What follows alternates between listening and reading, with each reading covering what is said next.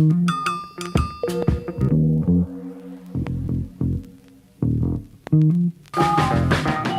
spent my whole damn life in the city. I could go for broke, but the capital is in me. I spent my whole damn life in the city. Anywhere I go, DC's coming with me. I spent my whole damn life in the city. I could go for broke, but the capital is in me. I spent my whole damn life in the city. Anywhere I go, DC's coming with me. I spent my whole damn life in the city. I could go for broke, but the capital is in me. Welcome, everyone, to District Divided, a DC sports podcast, specifically a Commanders podcast. I am Amit, and my other host here is K-Dot. K-Dot, how are you doing? Fuck everything. Cool. Perfect. Me too. This episode is a lot about the game that occurred last night. The New York Giants ended up winning at our place 20-12. For half a moment there, I thought we were going to get another 20-20 tie. That was not meant to be. So we are going to talk about the game. Of course, we're going to talk about our offense or lack thereof, our defense, and big shout out to the referees as well. K-Dot, is there any particular category you want to begin with there on the board? Offense, defense, referees, and coaching. We'll talk about coaching as well. Trust me. Let's go positives. You want to start with positives? Sure. Brian Robinson had a nice game. Brian Robinson looks good, and he does look like he's getting healthier after every game. So that's a good thing. I mean, one would wonder why people might not utilize him more if he's having such a good game, but we'll get to that. But yeah, Brian has looked amazing. And even when we were doing our pre-show, you reminded me Jahan Dotson looks great. And it's something that I've been very critical of Taylor on my yelling last week. I said, just give him opportunities, right? Give these guys opportunities, get the skilled players involved. And while nothing was on target, he definitely made Jahan. Jahan was good if he got the 50-50 balls, and that adjustment that he made on that long bomb was amazing. Amazing. The thing that I always go back to Jahan is that he reminds me a lot of Terry year one, right? And not necessarily just from a physicality standpoint, but from a standpoint of the boy looks like a veteran already. The savvy that he plays with in certain plays in certain areas, and the calmness at which he does things, it just screams that we have some legit playmakers on this offense. And the more we go along, the more I think with them getting more starts under their belt, the better they'll look. Yeah. And just to mention their stat lines as well, Jahan Dotson, 4 catches, 105 yards and a touchdown, easily his best day as a pro, in my opinion. And then under the lights as well, national TV. And then our other rookies, so both rookies, Brian Robinson Jr., 12 carries, 89 yards. And we will get into perhaps using him more. Also 1 catch for 18 yards on the very opening drive. He looked primed to have a huge day. But it apparently was not meant to be. And on that note, why don't we go ahead and begin with the offense? Because there was also a rookie for the New York Giants, Kayvon Thibodeaux, who had himself a pretty nice day. I believe at the end of the first half, he had 7 tackles. 3 of those were tackles for loss. He had the sack, the strip fumble, and the touchdown all on the same play, beating Charles Leno with tremendous ease.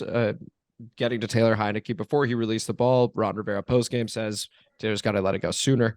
That offense outside of Brian Robinson and Jahan Dotson was bad.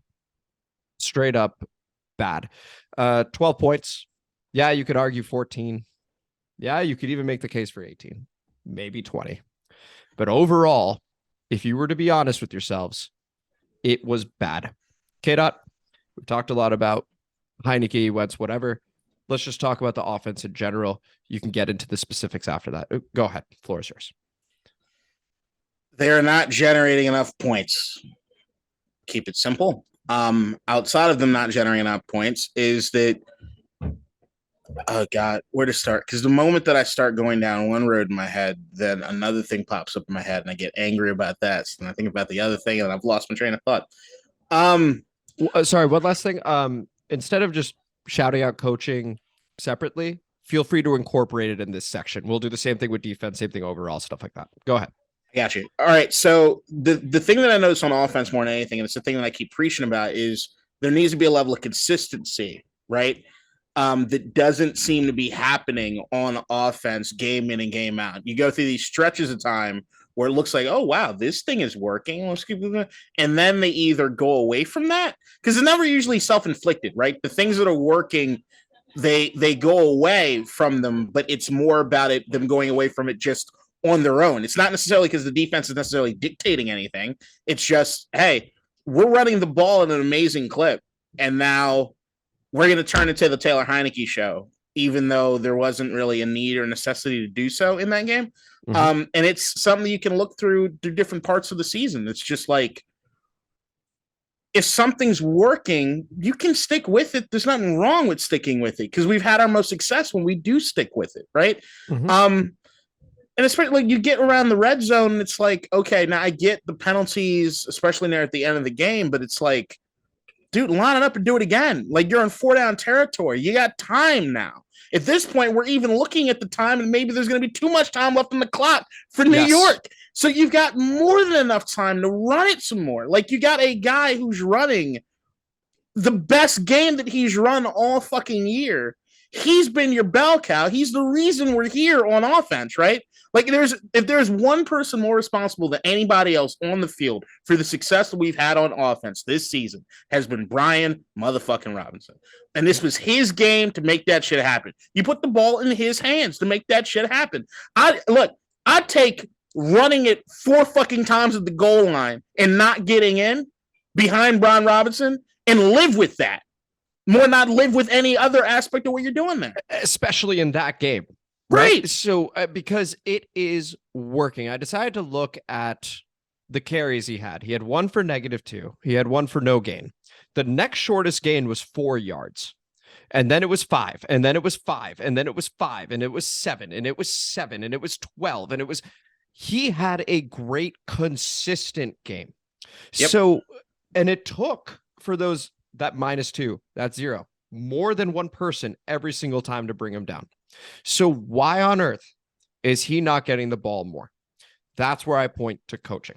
That's where I point to Scott Turner going, it seems we had a plan and we were just going to stick with it pregame.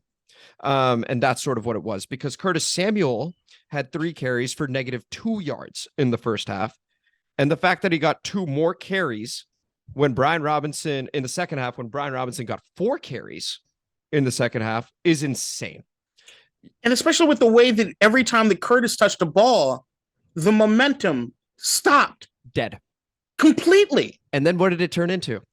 The Taylor Heinicke show. Because then you're getting into 2nd and long. Or you're getting into, 4th and 1, because we ran him on 3rd and 3. And he got 2 yards. So the inability to adjust yesterday in particular was very, very frustrating, because I know we've talked about Scott Turner. You know my feelings on him. I know your feelings on him. He can have his good days. He can have his bad days. In that spot off of a bye, it is particularly frustrating. I'd agree with you. Look, my biggest thing with Scott Turner is I actually believe in the scheme, right? I believe in certain aspects of the offense. His game flow is dog shit. It has been all year. Literally, if the only thing that I can point to you working properly is hand the ball to the guy, don't overthink it, and run forward, then there's not much being asked of you as an offensive fucking coordinator, right? Mm-hmm. So it's like the bar is really low for you to fuck this thing up.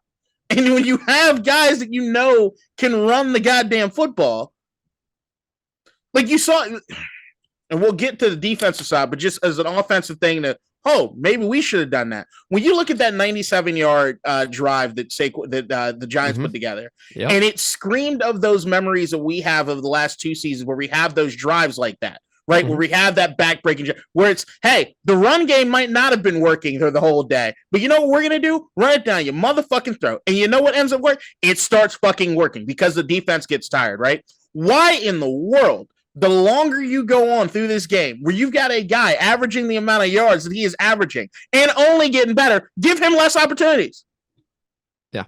It's mind-boggling to me, because all we've done on this podcast is talk about, and everybody, this isn't just us. We're not just these brilliant, like, we'll have good takes. Everyone will have good takes. They'll have bad takes. Everyone and their mother knows Brian Robinson Jr. is getting better and better and better each week. He then gets a week off and he looks great. He looks great the whole game. Only 12 carries in that spot.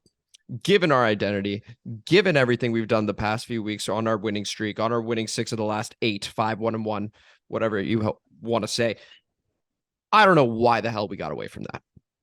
I can't explain it. See, the only thing that I can point to, and this is where it goes, and I'm not going long-winded on this, I promise you, is that when it comes to the opportunities you're giving, maybe you get excited about some of the skills players that you see, and we want to take shots. Because, look, there are certain parts of the game where our guys are open down the field, so you want to go take those shots. But there we go with Taylor Heinicke not executing when I need him to execute. Like, every game, he has those 1 or 2 moments you're like, yo, this dude. What did Chris Collins write there? The pixie dust, the magic pixie dust, right? They kept talking about. And it's true. There is a magical pixie dust that is there around Shane Falco, Taylor Heinicke, right? But then you have fundamental shit where everything looks harder than it needs to be. And when you realize that and what you're seeing from the quarterback position, then what do you need to do? Limit that. Either go full tilt with the shit and don't half-ass it, or know that, hey, we have limitations here and there's another thing that's working, so let's do that, right? And that's the thing that I just don't get. You have a team that we finally got to a point where we were kind of understanding what the identity was, and now you're half-assing what it is you think the identity is? The fuck is that? Like, I was just going to say, I think it's particularly amazing to do that fresh off of a bye in your biggest game of the season, is to begin questioning your identity based on the after you just played this team before. And guess what Brian Robinson did there? 21 carries, 96 yards. He was looking stronger as the game went on. I don't know what more you need to see. It is the same fucking opponent. It is the same team. It is the same. Do you remember that graphic NBC did where they're literally letting everybody, the defense for the Giants, letting everybody into the club, and there's a freaking rave going on. It was a great graphic. They have allowed over 150 yards rushing and like some touchdowns in the last 3-4 weeks. NBC knows it. The producers know 12 carries to your starting running back. 12 carries. Then your backup running back, who always shows flashes if you give him enough opportunities, finishes the game with 5 carries on 21 yards rushing. The longest run he had was 10 yards. That's not some shitty day. If you're the spell back, he should have double those fucking opportunities, because Robinson should well be on his way to pass 30 fucking carries, right? Like, that's, what are you doing? But then even with that, so you have the coaching, which is one thing, and then offensively, the offensive line, like we knew, we knew there was going to be an issue with Larson going down. Yeah, the center coming in. But look, we thought we had this plethora of tight ends this offseason that we're going to, we got our blocking guys, we got our receiving guys, we got this, we got that, and the other. That position is a fucking chasm right now. Yeah, it is. Logan Thomas, I don't know what he's doing out there on the field half the fucking time. I don't know what any of them really either. doing. He had the illegal motion. You remember that, where he genuinely looked lost? Clearly, like we were playing fucking arena football. Like you were standing there past the line of scrimmage when they ended up snapping the fucking ball. Somebody could call that ticky-tacky. I don't know. It looked very egregious to me as far as him running towards the line. I know they talk about Tyreek Hill. He's not getting that vertical north and south when he's running those crosses. It just does not happen that way. Be honest with yourself. So the offensive line, Kayvon Thibodeaux looking like fucking Lawrence Taylor. Like, I was worried for Taylor. I was like, he about to get Joe Theismann out this bitch. Like, it's just, he looked incredible. And when you see some of these things, and it's like, why is Cole Turner or John Bates on Kayvon Thibodeaux? What's happening on the goal line? That's what you scheme that up that way.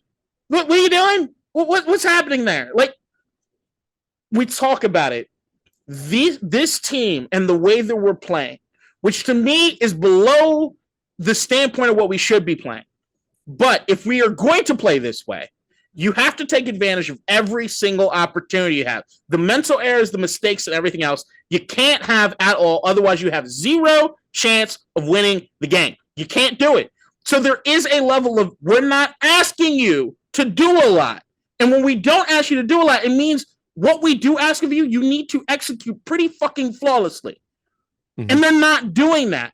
They're just not doing that. And I look at Taylor as the chief of that, right? It's like, we're not asking you to do a lot. What we are asking you to do, you better be fucking Johnny on the spot with that shit.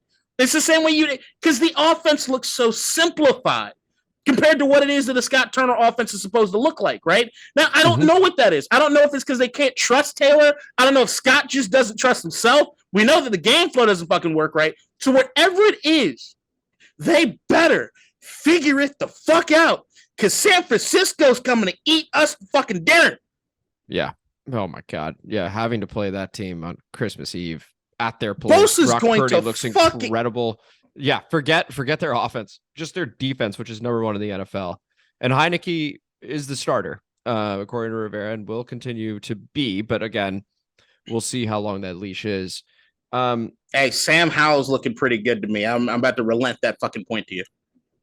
Hey, you're not going to hear a whole lot of complaints from me right now. To me, you know, I'll get to that in a moment. You know how much I love Heinicke. You know I enjoy also trolling you about him and stuff like that. But I'll also be fair. The throw to Curtis Samuel on the sideline, that's a walk-in touchdown, right? And that is one where he threw it behind him, and Curtis is forced to go out of bounds because that's where his momentum takes him. Yep. That's one we've seen Carson hit. Week one against, and this isn't me saying let's move to Carson. This is just pointing it out. Yeah, right. It was a great throw to Terry week one. Does he always make that throw, Carson Wentz? No, but capable. And so I understand where you come from when you say, hey, there's this air Coryell offense, it's verticals, and you want to be able to fit into those windows. The Jahan throw as well. Which, by the way, what an adjustment from Jahan Dotson to be able to get around Pinnock and get that. It was wonderful. But that's what makes the skill position players so amazing. Like, they're amazing to me. Correct. And so I think that yesterday we say he wasn't asked to do a lot. And I think that's largely true because only 29 attempts. That being said, just to this air Coryell offense that you discussed on After the Pod, we took a lot of shots downfield. One of which was a flea flicker that he overthrew to De'Ame Brown. I didn't know he had it in him, honestly. Yeah, well, I think that sort of surprised everybody. It was almost a nice incompletion because it's like, hey, he actually does have more arm strength than we 100%. thought. So maybe he can do this. But it is the consistency that you discuss. And unfortunately, Taylor was not consistent yesterday. Even if you think he had some nice throws, we know he's capable of that. But that consistency is incredibly important. It was lacking yesterday. He was lucky not to get that thing picked in the end zone at the end of the game where it should have been picked. It was in his hands. Jahan just happened to be near him, and I think maybe threw him off somehow. But that was absolutely. I'm just trying to be fair. We've talked about dropped interceptions with Carson. Yep. That was a clear dropped interception that we don't even talk about the referees. I don't remember if that was after or before. Maybe we do talk about the referees, but it was a bad throw nonetheless. I think it was after. I want to mention one thing without getting into like a preview about San Francisco, because I just think it's important to talk about because it's something that we've talked about and something especially that you talk about. Is it like us being almost like a miniature or like a micro great value version of San Francisco, right? Yeah. And you look at what San Francisco, or at least what the brand for San Francisco has been recently, is the idea with Jimmy G is that he's not a guy that throws over the top, lots of short dink stuff, high accuracy. They're not asking a lot of them on the offense, right? And then Brock Purdy comes in, and I think the expectation or the thought process is because they're not asking him to do a lot, that he's having success within the offense. Can I ask you, how much of San Francisco have you watched play this year? A little bit. In spots, a little more with Purdy. Just because of the intrigue. Yeah. So I spent night before last, I would watch an episode of White Lotus season 1, and I'd watch an hour and a half of all 22 film. And I went back and forth the entire night. I spent time watching Taylor, Carson early for us, Tua, because I have some takes about Tua and the Chargers. Okay. And also after the pod, I want to tell you about your Chargers take that I want to come back on. Okay, sounds good. And Jimmy G and Brock Purdy. And the thing that I realized that I did not know, because I did not spend a lot of time watching San Francisco, Kyle Shanahan's office is completely different than it was the years before. They're not running crossing routes. They're running deep shots down the fucking field. Like, then you start looking at Jimmy G's stats and you're like, hold up.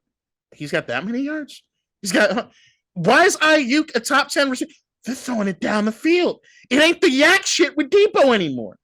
And the thing that they're asking Purdy to do, they're not asking Purdy to relent. You know what they're actually telling Purdy to do?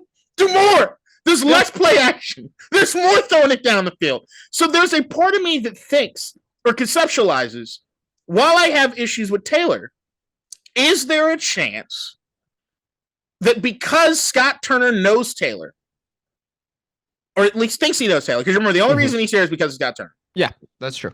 Have they limited the offense unnecessarily? Oh, I see. Okay, so that's a bit of a reverse. That's interesting. That is interesting. If he did take more shots, I don't know. Jury's still out. I don't think Taylor has enough accuracy to do it that much downfield. And especially when you see almost every one of the bomb plays, there's a receiver having to make a major adjustment to get the ball, or it's double, triple coverage. So I don't know if he's even capable of doing that. But it was an interesting thought to me, is that if you're going to believe in this guy to be the starter the rest of the season, and you have an offense that's built around a vertical fucking offense, then he either plays in the system or he doesn't play in the system.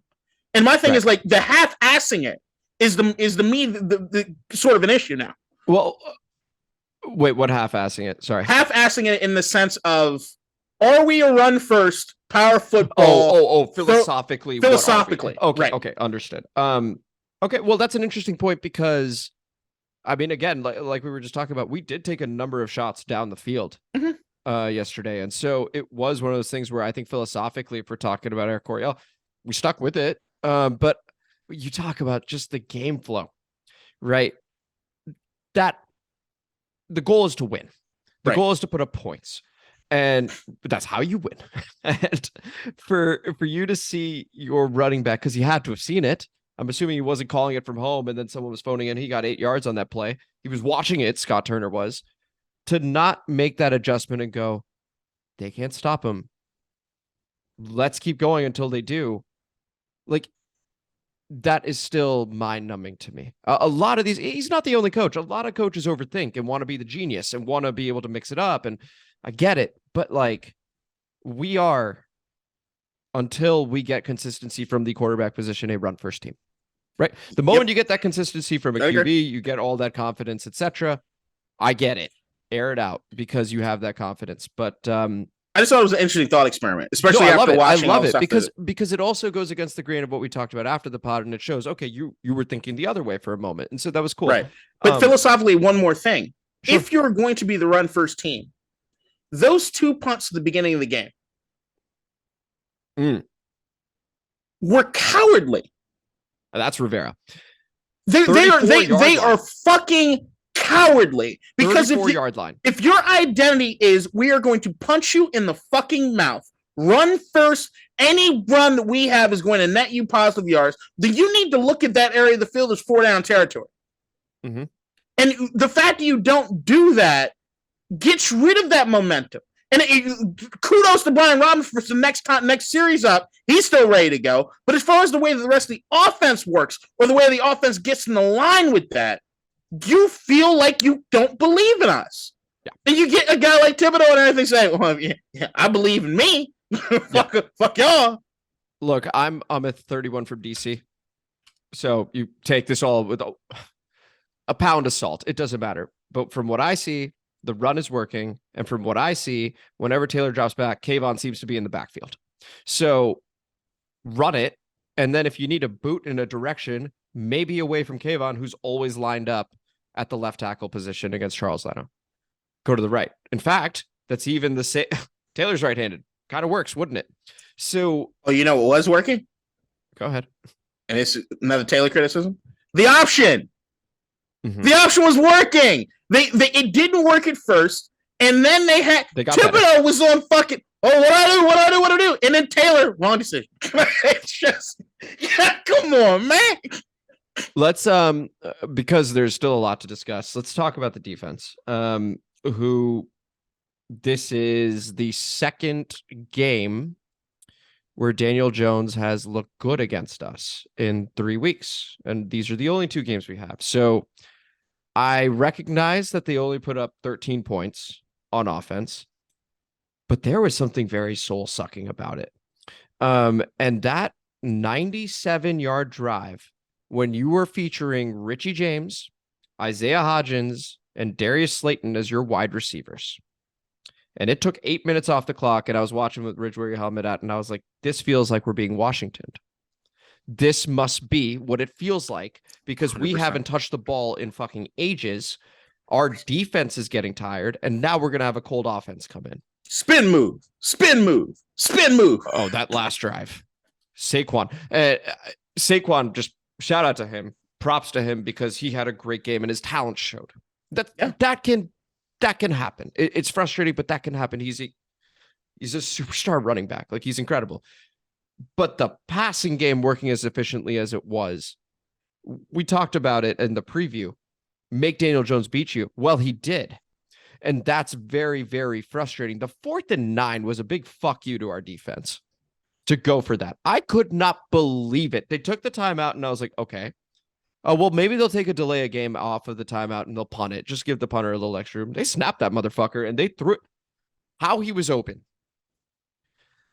I can tell you. Just take it from me, because we had 2 weeks to prepare for this game. I can't get over that. We had so much time, and this was so important, and it was at home. We didn't need to travel for it. Go ahead. Number one, I can't describe to you how much that defense misses Benjamin St. Juste. Badly. I can't. The defense plays as though no one trusts anybody else.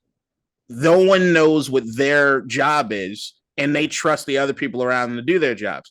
This soft shell fucking defense that we have is a bend but don't break defense. And that's the thing, is that at the end of the day, if you look at the defense, you see the amount of points and everything they put up, yeah, you'd say, fairly successful day, right?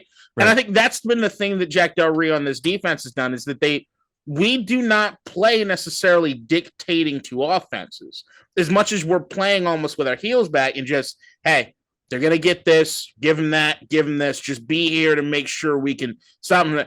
But you look at New York, what New York spent the last 2 weeks doing is saying, we're going to run the offense the way that Washington runs the offense. Mm-hmm. And we're going to do it in a way in which we don't need everything all at once. We'll play the time possession game with you. And if you're going to give us an automatic 7 to 10 yards every time that we throw the football because you're playing 15 yards off the fucking line, we'll take it. Man, no worries. We got it. Then when it's 4th and 9 and it's like, well, the offense doesn't look like it's doing anything spectacular, they're like, oh, we don't need to do anything spectacular. You're giving us these 9 yards. It's already automatic. We know. We see what you're doing on defense. We gave them a rhythm. They already had 5 first downs. They knew. They knew what to do. They knew what to do. It wasn't a Patrick Mahomes, we're going to light you up sort of thing. This is what Daniel Jones was doing in that game, is what I asked Taylor Heinicke to do most of the time, right? Sure. Which is, we're not asking you to do a lot. Not a lot is going to ever be asked of you. But what it is you see on the field, we need you to execute in those plays. And Daniel Jones put the ball right where it fucking needed to be. As once again, those wide receivers could have, any one of those guys could come into my house right now, punch me in the face with their cock, and I wouldn't have a fucking clue who they were. I have no idea who these guys are. If you put a gun in my head, the only name I remember was Darius Slayton. I don't even remember the other guys' names already. He just said them. Jesus. These motherfuckers just knew it's automatic. And the thing at the end of that game with that fucking drive, it was what we would usually do. Is it, look, we've not been lighting up the scoreboard all day. But you know what we are going to do? We know that we can run the football on you. And that's what we're going to do. We're going to take all the time possession. We're going to let your offense get cold as shit because they're not in the fucking rhythm. And we're going to beat the brakes off you. We're going to look you right in the face. You're going to know exactly what's coming. And we're going to do it to you. It was a mirror being held up to us. Yep. That's exactly what it was. And that's what makes it so. Brian Dable. Bravo. This is Bill Belichick level fuck you energy. This is this is level of I'm going to beat you with your own fucking game plan. I'm not going to forget that 4th and 9 for a while. I don't think you're going to forget that for a while. That potentially broke this team, like the way you see it. Because after that, there was no doubt in my mind they were going to score. I mean, a touchdown. Because if you're scoring that, or if you're getting a 4th and 9 that easily, why should anybody believe on that defense? That was demoralizing, the way that went down. And go back to that defensive line, still doing that same shit. the gap discipline not being what it needs to be. They're getting way too far upfield. It's just not the way that they have to do things on defense. And that secondary do not trust each other. They don't. You can see it in the way they play. Now, QBR is a very flawed statistic in many ways, but I do like it because it provides an alternate look at how the quarterback did. So I'll read you both of them, right? So Daniel Jones, 21 of 32, 160 yards, a passer rating of 77.6. Okay. Heinicke, 17 of 29, 249 yards, a touchdown, no pick, a passer rating of 98.2. You look at the stats and you go, oh, Heinicke probably had the better game because the passer rating suggests it. But anyone that saw the game knows that Daniel Jones had the much better game. Daniel Jones' quarterback rating, 74. 50 is average. So he played well above average. Yep. Taylor Heinicke's, 35.7. He also got sacked 3 times for 21 yards, including the strip sack. That was 7 points. And Daniel Jones did not get sacked once. On the game that we all thought we were going to have the pass rush. It was going to get there to do this, that, and the other. And it felt like the Washington team from the first few weeks of the season didn't know what the fuck it is they were doing. And look, I'm giving Benjamin St. Juice too much credit, but I'm just looking at who was on the field when we were doing the best shit that we've been doing and why have we forgotten to do it. And I'm looking at the way they're playing off the line of scrimmage. They are playing scared. They're playing scared defense. I don't remember any defense having sustained success playing scared. You play dictating to the other team. When I see Thibodeaux out there, I'm like, why can't our guys be eating like that? What's happening? And even if it's totally fair. Like, it's just what's happening. I want to just say, and it's okay. You may think spoiled, whatever. I don't think it's unfair of you as a fan to expect this defensive line to wreak havoc each and every week. There are 3 first-round picks on that fucking line. They should be mauling these people, at least one of them every single play. Right. But then that's where the discipline comes in. And Daniel Jones' ability, 10 carries, 35 yards. By the way, I want to talk about that QBR figure, 74. K-Dot, if I were to just throw that on the regular season, like you have regular season QBR based off the accumulation of games, right? Where would that rank? Let's say that were his season QBR, 74. Where do you think that would rank? A 74 QBR? Yeah. Let's say that was Daniel Jones' season QBR. Where would that rank amongst all quarterbacks? This year? Top 12? Top 12. You're right. Do you want to know how close? No. Yeah, I do want to know. Second. Okay. I want to put second highest behind Patrick Mahomes. I want to put that in perspective for people. Yeah, that makes sense. 74 was basically a masterclass at QB. He threw it away when he needed to. He took the 5-6 yard out every single time. And to K-Dot's point, he was consistent. And he kept the chains moving because that was, and we actually were about 30 minutes, but he did exactly what the Giants asked him to do. Right? That's it. That results in the second highest QBR. If that were his season QBR, I recognize it's just the game. But the next highest, currently in second place, Tua at 71.8. And his is going down pretty rapidly, considering how their season is currently unraveling. Any other thoughts on the defense besides we miss St. Juice? And I don't blame you for it because I know I was beating the Brian Robinson drum like a motherfucker. I was like, he's coming back. It's going to be awesome. He's coming back. It's going to be awesome. You could see the player, or you could see the difference a player makes. And then even you were like, yeah, Brian Robinson, my God. Like, one player can make a huge difference. It provides confidence to everybody. 100%. And I think that the way that defense plays in that soft ass fucking zone, it's just, I wonder if the guy's going to come through my zone. I need to make sure that I'm ready. I hope that guy's ready. It's like they're playing nice. Yeah. Motherfucker, what are you doing? Danny Johnson, that very first possession, I thought was great. He had 2 pass breakups, and it was like, okay, here we start. Go. They were testing him early. They were, and he was rising to the occasion, and then the rest of the game happened for the rest of the defense. It goes back to saying, look, if I had to overall look at the way the defense played, I go back to that is a Super Bowl caliber defense. It is. That is a defense that you cannot, I would not to sneeze at, especially when healthy, right? I look at that defense and I said they did more than enough that it should have ensured a win. I look at that drive, that back-breaking 97-yard drive, and say, play with more pride. Anyone should play with more. But I'm not going to criticize because I know they're beating themselves up more than anybody else about that one, right? And we've been on we've dished that out to other teams. And with a guy like Saquon Barkley, even though he hasn't played like that in a very long time this year, I understand you have one of those that go that way. I totally get it.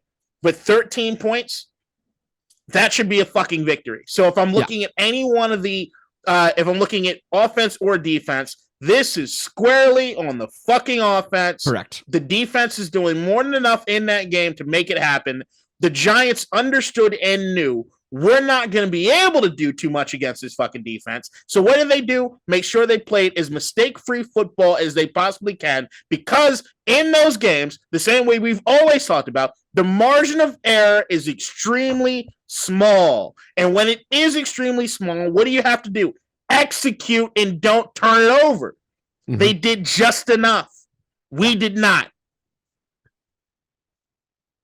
Let's touch on the offense one more time. If I were to give you the following three entities, I'll say, because we've got a coach, we've got a quarterback, we've got a unit. And you were to rank sort of level of responsibility or blame or whatever you want to do. Scott Turner, Taylor Heinicke, offensive line. How do you rank that? Scott Turner, number one, because anybody, Taylor Heinicke's out there because of the coaching. So sure. I take responsibility. The offensive line is there because of the coaching staff, right? Even though if you look at it, Brandon Sheriff is graded lower than Andrew Norwell this season if you're looking at offensive line stats. Just I want to throw that out there. But depth, things like that, right? Why is Eric Flyer still a fucking free agent? Great question. So if I'm looking at that aspect of it, I am going to go number one. Game flow, getting away from the run, things like that. Scott Turner, inexcusable. While I am a fan of the concept of your offense, I am. You either need to adjust for the guy that's there or go all in and say, fuck it. This is the way the offense is. This guy's just not working properly because once again, power run is part of the vertical offense. You have that power run. Right. And to be clear, when we were talking after the pod last week, I don't mind the style of offense. I mind the person running it. And that's where we asked for the specification. Totally fair. Do you believe in the person that is the student of? I believe in the person and the style of offense if he has the right quarterback.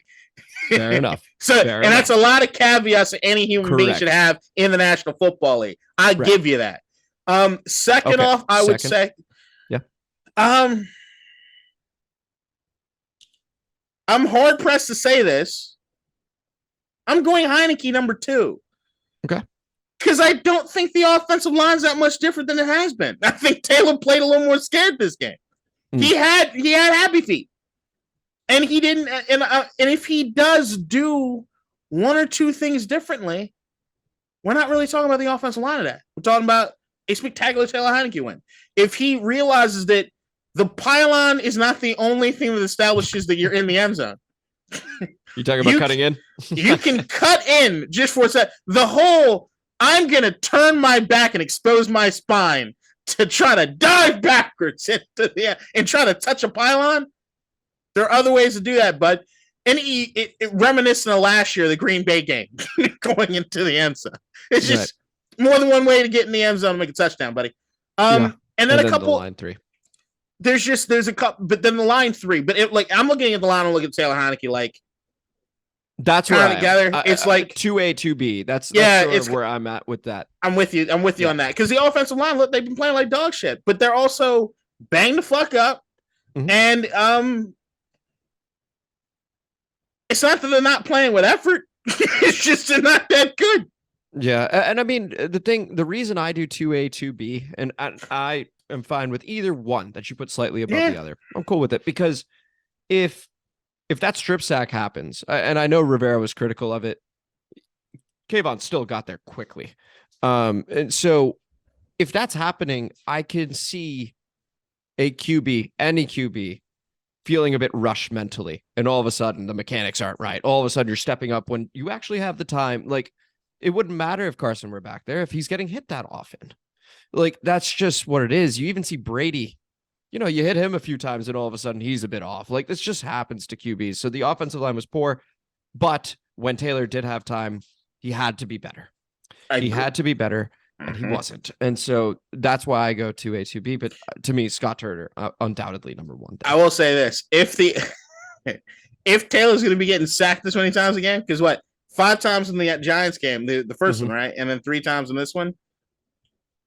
If he's getting sacked that much, then the biggest advantage of having Taylor Heinicke back there, center, to me, has gone away. So the escapability is not working. If that's not working, if he's getting scared behind the offensive line and not playing the way he needs to, then unless something's changed with the offensive line, which I don't see happening, then I don't want him back there anymore. And I'm here to say I understand that, because I think that pixie dust, if we were to boil it down to a skill, is the escapability and his ability to make off-schedule plays.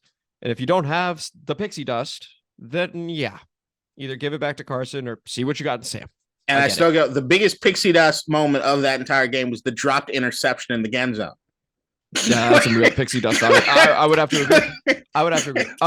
Let's go ahead. And so we've talked about the offense. We talked about the team. We got to talk about it. We do. And I think you and I are pretty good about saying, hey, it was in our hands. We can control the controllable stuff like that. That has to be mentioned because even major networks mentioned it. And you had a situation where not one, but 2 different rules analysts who normally protect their own literally said that was wrong. Which 2 did you hear from? Dean Blandino and Terry McAulay. Dean Blandino's, to me, was the most eye-opening. Yeah. Because he in particular is very, very, well, we don't know. I mean, heck, even the Raiders call with Keelan Cole, he's like, to me, it seemed pretty clear that Keelan Cole stepped out of bounds. To a lot of people, it seemed very clear. And Dean Blandino's going, maybe. Yep. For him to come out and say that is too technical a call on Terry McLaurin, who checked with the referee acknowledges. And if you want to dissect the video to the point where you go, Terry didn't turn a second time, you're right. He didn't turn a second time. But the point is, he made the effort in that situation to say, am I on the line? That communication occurred. There was an acknowledgement. And if you're going to call that fucking bullshit, don't be a ref in this league. If you're going to call that fucking bullshit, that acknowledgement alone is, I am trying to adhere to the rule. I had nothing to do with this play. No advantage. You decided to take it into your own fucking hands. The most egregious part of it to me is that if you are playing by the rules, and that is what it is you want to call it, then under no circumstance can you let the pass interference go in the final fucking play. Yeah. You can't do that. If you're going to do this bullshit thing where it's, well, we don't call the game the same way in the fourth quarter that all the ex-players are saying, all these people are saying, then show me the consistency between that call and the pass interference, which was one of the most egregious. It wasn't some ticky-tacky thing. He's mauling him from the moment he crosses into the end zone. That's first and goal from the 1. I don't give a fuck what situation it is. Clear as day. Clear as day. I've seen, the Saints felt really hard done by the Rams, where literally their receiver gets torpedoed well before the ball gets there. So I've seen egregious pass interferences missed. I don't know what fucking ego complex that guy has, where Terry checks. I had a much bigger problem with it felt like it trapped him. Formation. It felt like it trapped him. What was Terry supposed to do? He did everything he was supposed to do, right? He checks with the referee. There is clearly on video the referee saying something. There is a conversation. So that to me is the most important flag part. Immediately. Yeah, he couldn't wait. He couldn't wait. By the way, same referee that called and Chris Collinsworth hated it, the ticky-tacky Jahan Dotson on the 2-point conversion, that sort of offensive PI. I understand that could go either way. I understand the call. But there was no consistency. That moment, right, exactly. In that moment, to call that is a joke. And it's as simple as that. It is as simple as that. Not to mention the defensive PI you talked about, where Giants fans are celebrating this like they won the fucking Super Bowl. That dude was all over him. If I were allowed to do that, I might have even broken up that play. If you're allowed to do whatever you want to a wide receiver, you got yourself a shot, kid, because that was absurd. That was absolutely absurd. And this happened not just in our game, this happened all over the place. Like, these refs just need to become better. Need to. And it's so sad to see a number of these games get determined by bullshit like that. That to me is the conversation that has to happen behind this. Look, when it comes to this particular game, you and me are on the same page. It was not the ref's fault we lost the fucking game. Yes. Anyone saying that shit, get over yourselves. It's not the case. Even if we score, there's a 2-point conversion needs to happen, and there's still a lot more that has to happen that has that game not ending another fucking time. And you just said we're not handing it off to Brian Robinson on the 2-point conversion. We're probably throwing it. So who knows? Right. And after seeing what the Giants did on that 97-yard fucking play, what's to say they don't do the same goddamn thing if they get the ball in overtime? A lot had to happen for us to still win. Yeah. Right. Off of that shit. So if we're going off of that, you're looking at a multi-billion-dollar league with referees that aren't all full-time. As a matter of fact, I think they got rid of the program. I don't think any of them are full-time anymore. No, none of them are. None of them are full-time. Which, look, give them the full-time, doesn't necessarily change anything. Paying them more doesn't necessarily change anything. But here's what comes down to it. There's no accountability system built in for these guys fucking these plays up. And now if you're in a league in which you can suspend Calvin Ridley for an entire season for betting on games where I'm putting a bunch of money on fucking games every week, everyone's putting fucking money on games every week, you got betting on every other fucking commercial, bringing people to the league. You don't think that makes people question the integrity of the fucking game? If we have these human errors that should not be allowed to happen, or could be corrected if people could get rid of the ego and say, let's make sure that these are situations in which we can get the right fucking call in. Yeah. Like there's no reason that we can't figure this out. There's no reason that the microchip should be in the fucking football. We have technology to make sure the ball's where it is they need to be. Right. They have officials that can sit in the fucking league office in New York that can say, oh, let's stop the game for a moment to get this fucking play right. I was going to say, can we not? So, there's a thought of make PI reviewable via challenge. I disagree with that because that becomes very, very difficult. That could take a lot of time, stuff like that. We do have these expedited reviews that seem to work really well and everyone's a fan of. Could they not wait 30 seconds? It's similar to VAR in soccer. Could you not just wait 30 seconds and go, if it is egregious and you can tell within 30 seconds that it is PI, call it. If it's not, then continue. And at least we have someone to direct towards and be like, how did you not think that was egregious? That's fine. This could easily be an expedited review. In that situation, within 2 minutes, I think you go, yeah, you can expedite review a situation like that. You're talking about final 2 minutes of a game. Everything should be going back at the minimum to someone to say, hey, they called this, let's get this right. Or they called that, let's make sure we get this right. When those game-changing, you can't have the outcomes of games. Think about this. Even from a standpoint of the integrity of the league, right? If the defensive pass interference is called, and we're first and goal at the 1, and Brian Robinson or anyone scores a touchdown there, the point spread goes from 8 to fucking 2. Mm-hmm. Do you know how much money is used to change fucking hands for people that are betting on shit? Over-unders. Everything changes with spreads. This. Yeah. You can't afford to do this shit if you're going to be taken seriously as a league. You're seeming a lot more fucking WWE than you are a professional fucking sports organization, sports league. Yep. I mean, I can't believe of all people it was called on Terry McLaurin, who clearly he talked after the game, and normally he even had to say, "I'm not trying to get fined here." You know him, like he always says the right things. And say they fucking up without getting fined. It is a zero tolerance policy on the players, on the coaches, whatever, and the referees can run free, man. Like they really can. It is insane because I can understand those of you that go, we got jobbed. I can, because if you chose to make that argument after back-to-back plays like that, I get it. K-Dot and I, we prefer to look at the whole game and go, okay, this is where we left stuff on the table, right? Where we get it out of the referee's hands. But I completely get you going, we got jobbed yesterday. I'm okay with that. Right. No, I mean, I get it for the, these plays should not ever be in a situation that are even remotely determined to change the outcome of a game. Mm-hmm.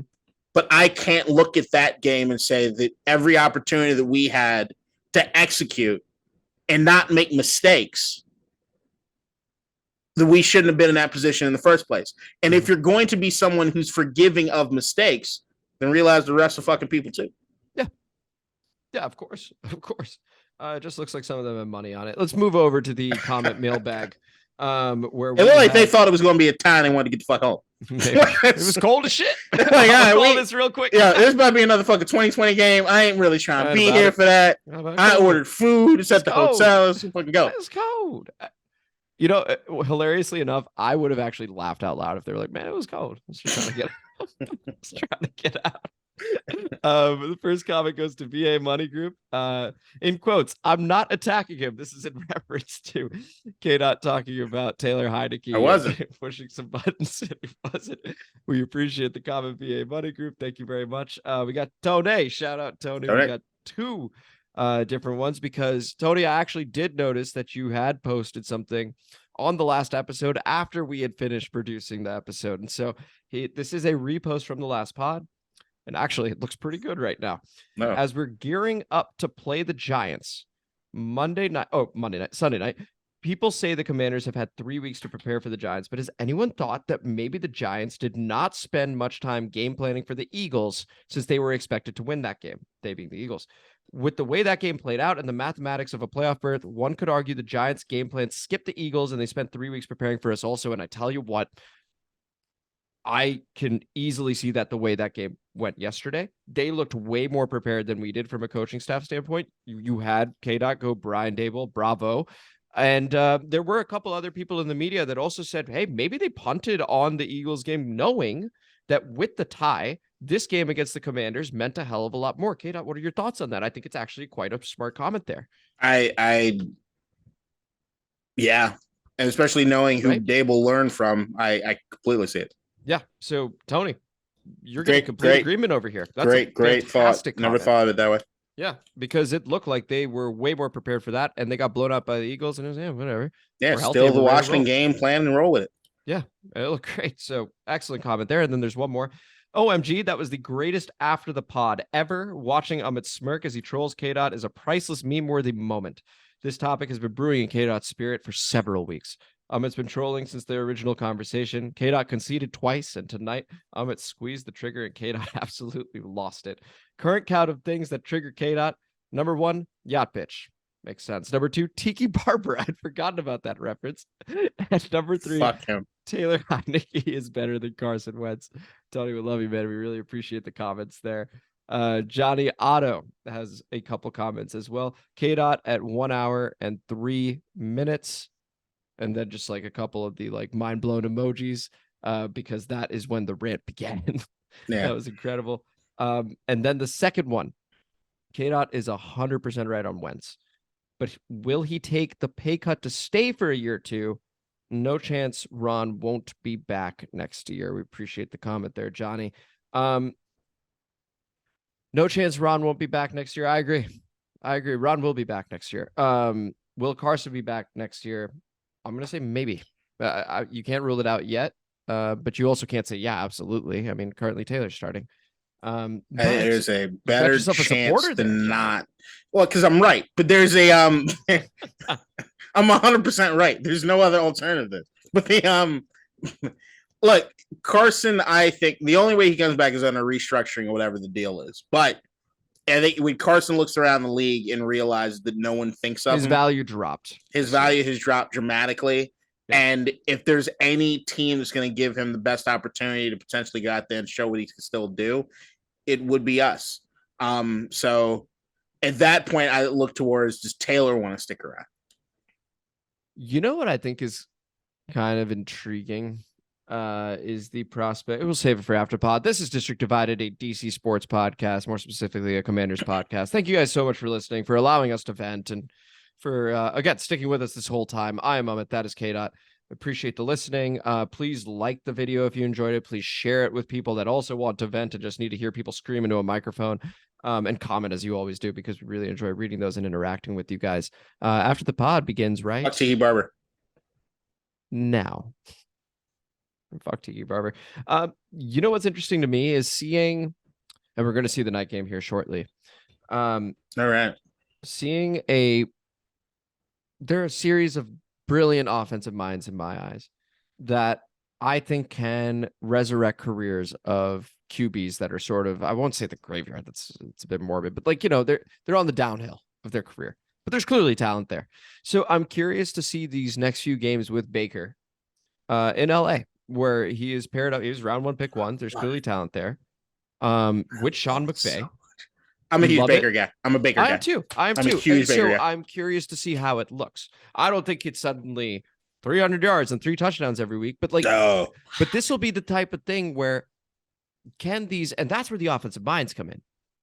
Can they resurrect the confidence of the individual? Right? Because a confident Carson Wentz it's a combination. It's a combination. So like, go ahead. I told you I spent all this time watching the all 22 on some guys, and one of the ones that I talked about during this segment. Go ahead. The one guy that I talked about was Tua. Now, I don't remember if I talked about me breaking down film on Tua last week.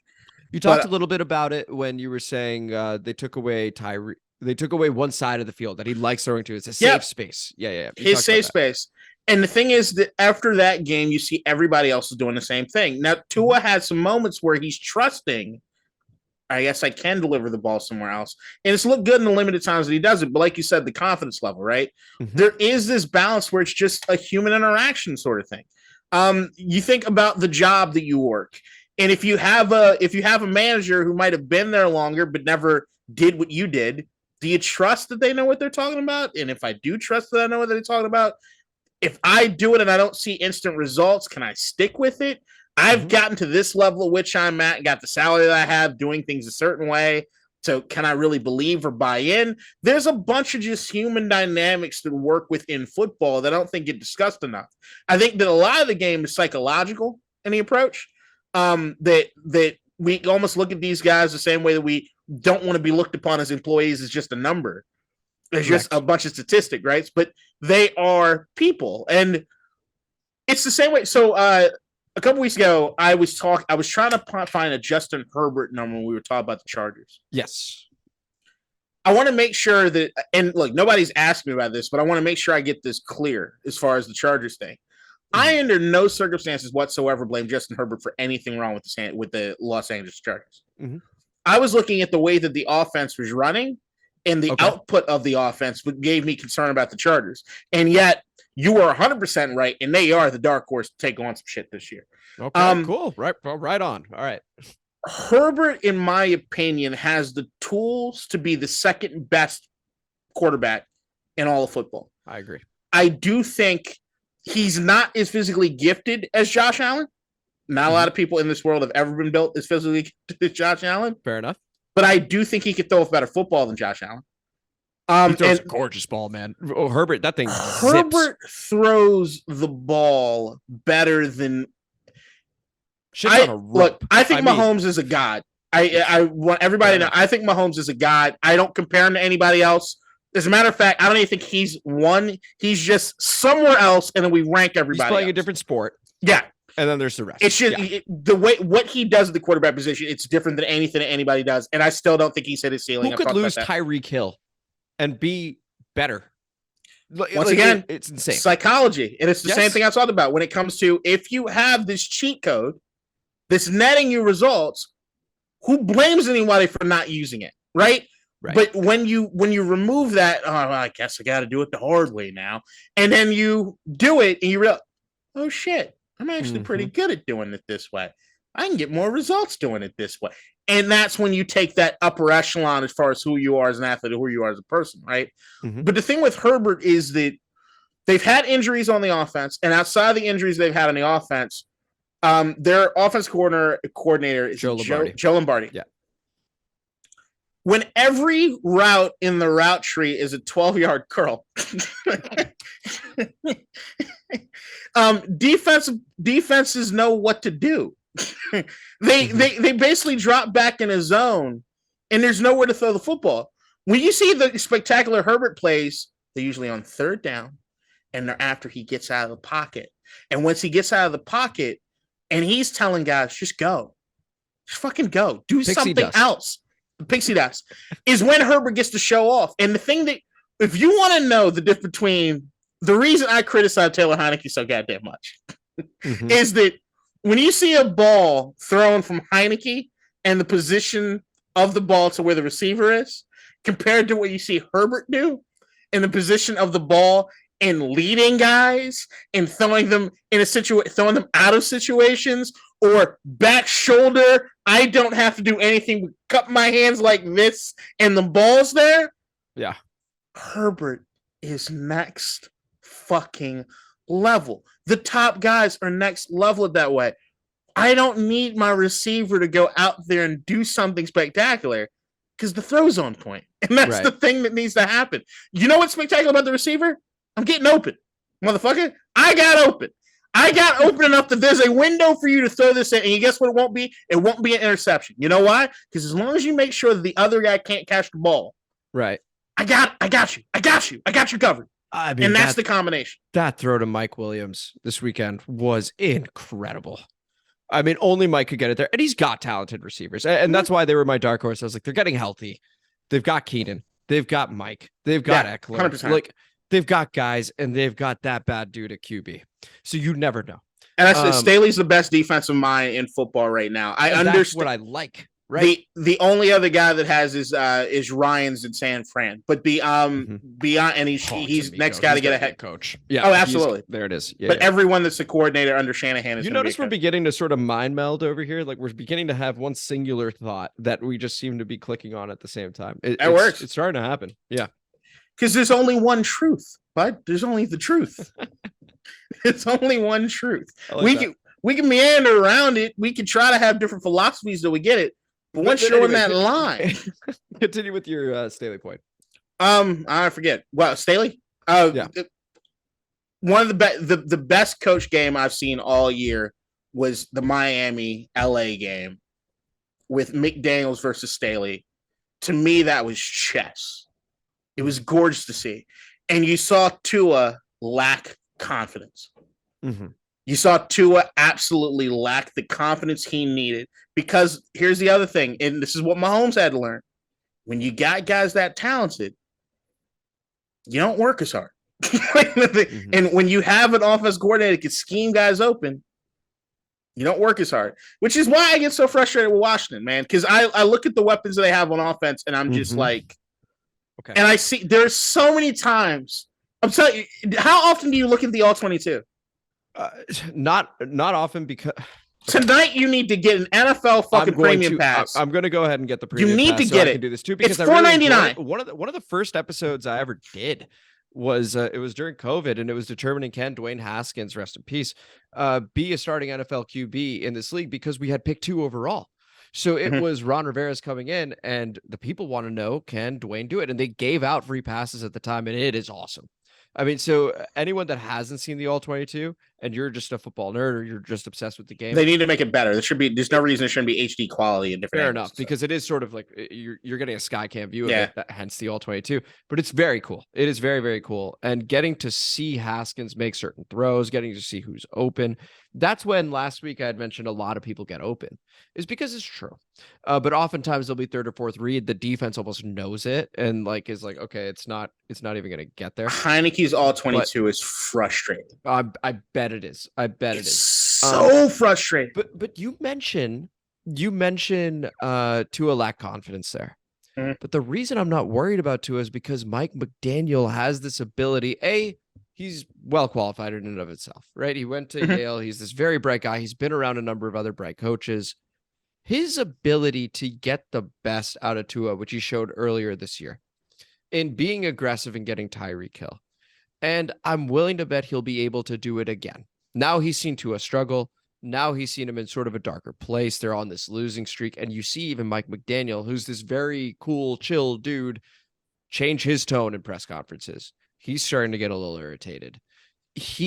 Losing makes everything terrible. Exactly. Yeah. But he knows what's at stake. I'm not saying irritation's a bad thing. All right. But he was even asked about yelling at players and stuff like that. And he's like, why would I have a message And if the message is best delivered through me chatting this way and showing them a video, why would I yell?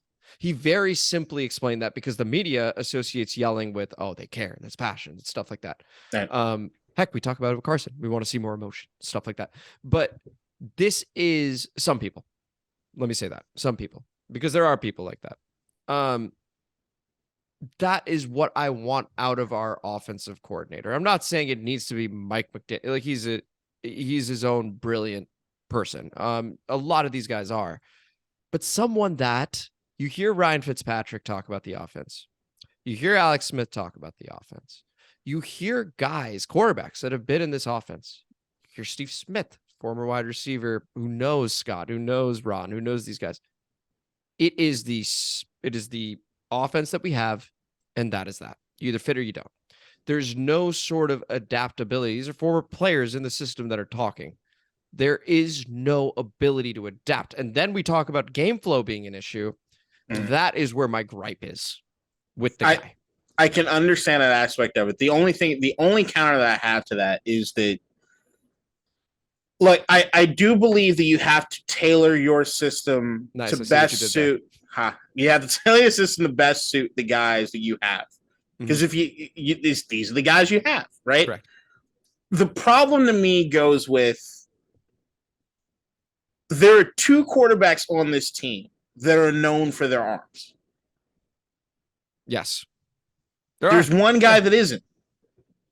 And to me, it's like, he did overthrow Diame yesterday. Once again, I'm taking all this knowing that I saw something from Taylor yesterday that I didn't know he even had. Fair enough. And like he threw, and I was like, understood. I just wanted to throw that in there. So I'm just saying is like, if you have the style of game, you have certain guys in there, and just because of the lack of success that you had at the beginning of the season, you're almost afraid to go back to anything else. To me, it's like, you don't necessarily have to change your system. It's to change. If you have other guys that can step up and necessarily do the things that you need them to do and be best suited for the system, then do it. It's the same. Like Mike McDaniels, I think, is a genius, right? But I think his main genius comes in the way that he styles his runs. But the thing with that is I look at that and I take that with a grain of salt. I think Mike McDaniels would make a great. The reason I was so high on Mike McDaniels as a head coach was because of his personality and because of his delivering of messages. Because I think he is like the ultimate player's coach. Yes, I think he's the guy. He's the first millennial type guy that we've seen that can talk to these dudes on a level at which it doesn't feel top down. Yes. It doesn't feel that way. It feels like that startup culture. Like there is something about it. It's a fuck you to the John Gruden, Jeff Fisher style of coaching, right? It's I'm doing things a different fucking way. And I love the way you said it. Like feels Silicon Valley like, right? Like it feels like we're the angel investors, right? So like there's that angle that makes me excited about it. And plus he knows his offense. But what I know about that offense is I know Shanahan, I know Gary Kubiak, I know Alex Gibbs, I know Mike Shanahan. I know the offense works. The principles of the offense works. And the reason he was so excited to have Tua was that he's an accurate guy. What San Francisco was doing with Jimmy G, perfect. And you know what he can do better than Jimmy G? Move. He can move around. That's perfect for what? So Mike McDaniel's like, fuck yeah, I got my guy, right? And then you add on top, I can add Tyreek Hill to this? Okay. No shit.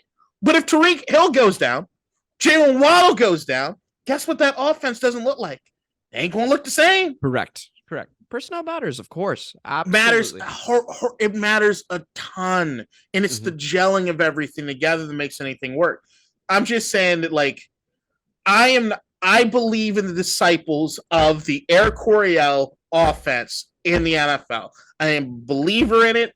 I am a disciple in that train of thought because I am a Joe Gibbs guy. And I don't mind that at all because, like you said, we have 3 Super Bowls off of it. So, like, I get it.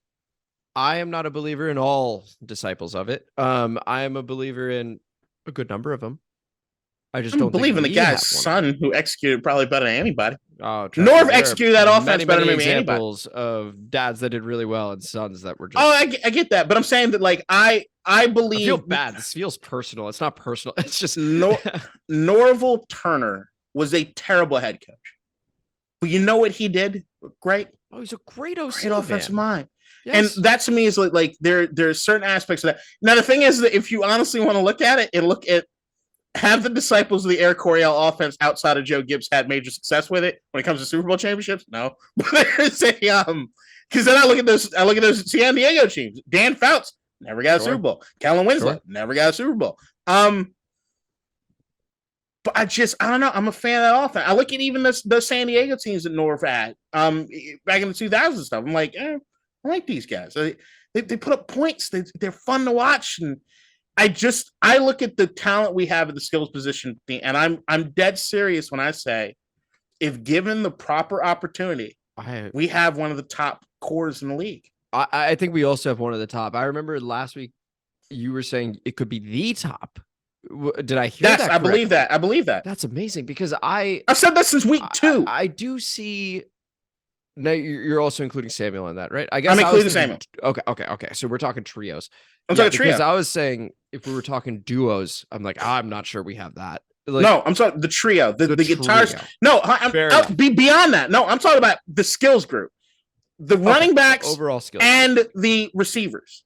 If I'm looking at those two groups together. Mm-hmm. Look, clearly I'm saying Cincinnati's better. They got Jamar Chase. And San Francisco's better too. Ayuk has shown something. They have McCaffrey, they have Debo, they have Kittle. Absolutely. They're better. Philadelphia is the A.J. Brown thing. A.J. Brown, Devontae Smith, Miles Sanders. Good year. I like Miles Sanders a lot, but I would pick Robinson and I would pick Robinson and Gibson over Sanders. Okay. Yeah, I would too. But AJ Brown is better than AJ Brown is as of right now. AJ Brown is than Terry. AJ Brown is better than Terry. I think Terry has the opportunity to show. We can be real about that. Jalen Hurts is better than Taylor. He's getting the ball to AJ. Like there's not even a question. Look, I'm not trolling today. I'm just. it's not. We're looking out for your heart. I'm just saying, like in Miami, outside of the running back core, Miami, because their wide receivers are where it's at. But running backs are good. They know the system incredibly well, stuff like that. Terry McLaurin has not had a quarterback that can deliver him the football properly.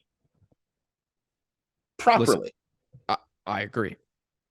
And Jahan Dotson has shown that if given the ball properly, he's a problem.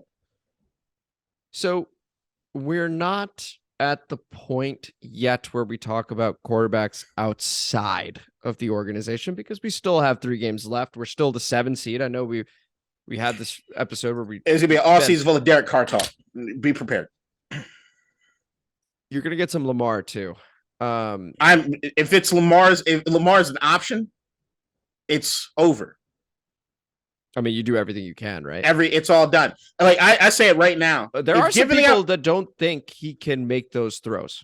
If Lamar Jackson and Sean Payton called up and said, "We're a tandem," but Kadeen, we're getting both, Kadeen, you need to smack your mom in the face. I'm going and smacking the shit out of my mother. It's not. There's no blink. There's no thought process. Okay, done deal. If Ron's going, Ron, I love you. Bye, guy. Right. If Sean Payton were coming to, oh my gosh, we're all over it. But really where I was going with that was, is there a scenario where we see Sam Howell at this point? Because we are still in this race. And I think it's San Fran. If we get blown out by San Francisco. Okay. Which, by the way, I'm going to say the quiet thing out loud. There is a very good chance Heinicke doesn't finish this game. We've talked about him being injury prone in the past, and yes, he's improved dramatically.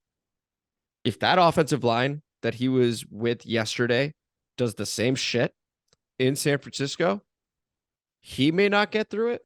Carson may not get through it.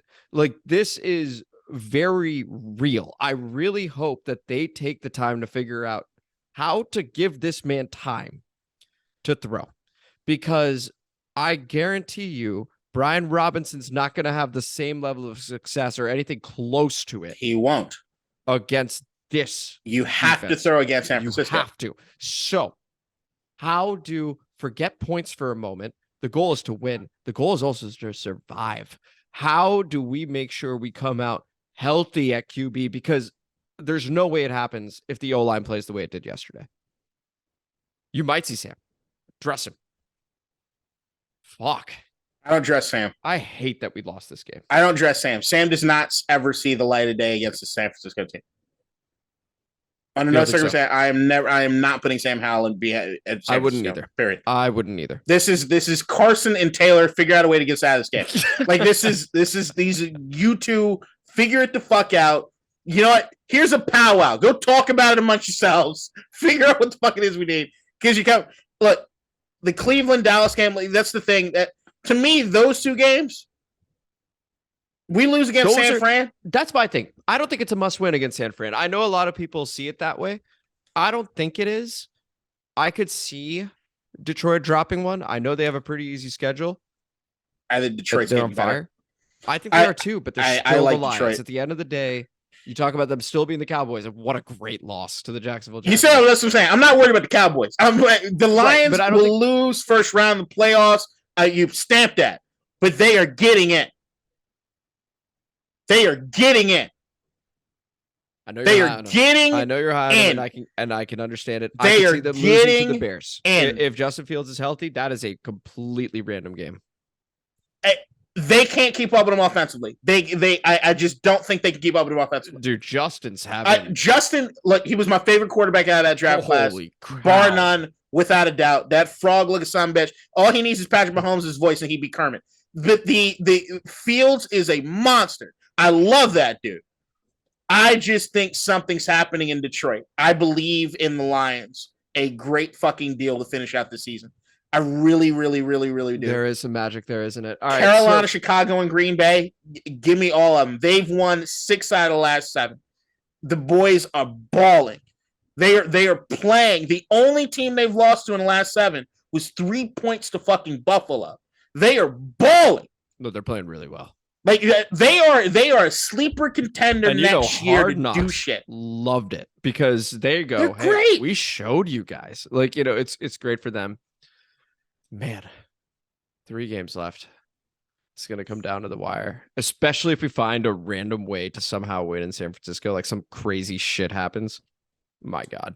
It's the key to San Fran. Before we should probably get out of here. But you're right.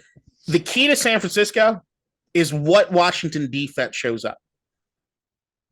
Yeah, because they'll need to keep us in it close enough to let the referees decide. And once again, like I said, the San Francisco team is not the San Francisco team you think they are if you haven't paid attention to them this year. If you're just thinking about San Francisco in the ether the last few years, they're not what you think they are offensively. They're not. They push the ball down the field. They're not dinking and dunking. I was going to say right now, I think they're better than what they used to be. The way Brock's playing right now, Purdy, guess what? Mr. Irrelevant, guess the crazy thing. Brock's better than Jimmy G. No, I know. He has been, it's a small sample size. You can wait for his rookie moment. It better come this Saturday if we have a shot at winning. He's looked great. And you talk about the escapability and the ability to maneuver the pocket. Like he looks good right now. We'll see. They're telling him to do more than they asked Jimmy G. And you know what the other part about it? They didn't believe in Trey Lance, which is right. At the end of last season, I predicted that Jimmy G would be the starter at some point this season. I didn't believe the trade rooms. I didn't believe any of it. The reason I believed it was that the team didn't want to turn away from Jimmy. They got too close with Jimmy. But the thing with Trey Lance, when he lost the job to Trey, the team was out on that. They didn't like that. But now that Jimmy got legitimately hurt, and you got Mr. Irrelevant shows the fuck up, they got no reason but to say, oh, well, this guy, I mean, he didn't steal anybody's job. He's just here. You know what? I'm going to mention one last thing just as we log off over here, and we appreciate you guys for listening. Mind-blowing stat. Brock Purdy has more touchdowns outside the numbers in these 2-3 starts than Jimmy G has in his entire San Francisco career. That is insane. They're asking him to do more, and he's not doing it less. And he it is because doing his it. skill set works for the system, which is the only thing you might be able to say about Sam Howell. Yeah. I'm curious because I think Brock's success makes you wonder. Maybe Brock's success is a direct line to Sam Howell to me. Yeah. So anyway, we'll see. Except the other line. Friday Very at 2 different. p.m. We'll see you guys then. Enjoy.